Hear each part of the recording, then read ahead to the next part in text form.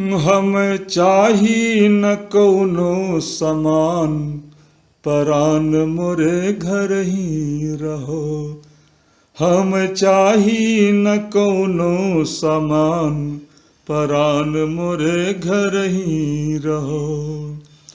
मुंदरियो माला हबेल का करबे, मुंदरियो माला हबेल का करबे, तोहरे बिना हम अकेल का करबे, तोहरे बिना हम अकेल का करबे।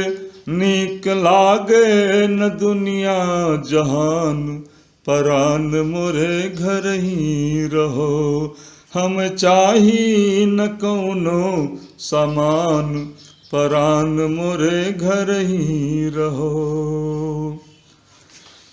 कि अबही तो पियरी के रंग नाही छूटा, अबही तो पियरी के रंग नाही छूटा।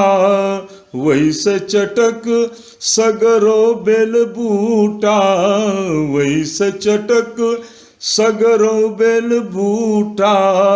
जैसे घुंघुटे मोय जोरिया लुकान, परान मोरे घर ही रहो।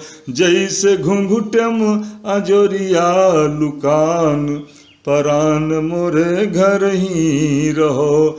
हमें चाही न कौनो समान, परान मोरे घर ही रहो।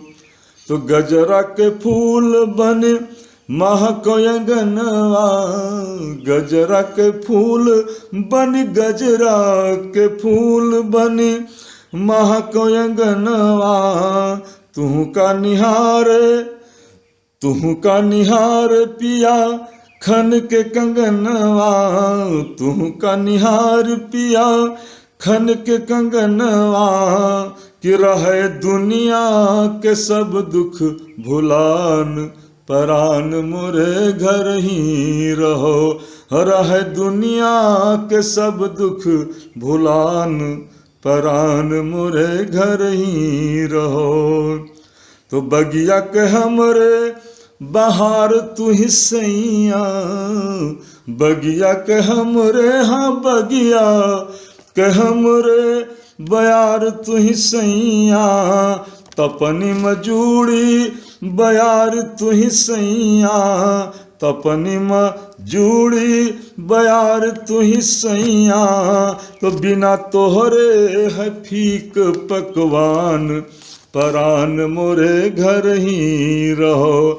बिना तोहरे है फीक पकवान, परान मोरे घर ही रहो। हम चाही न कौनो समान, परान मोरे घर ही रहो।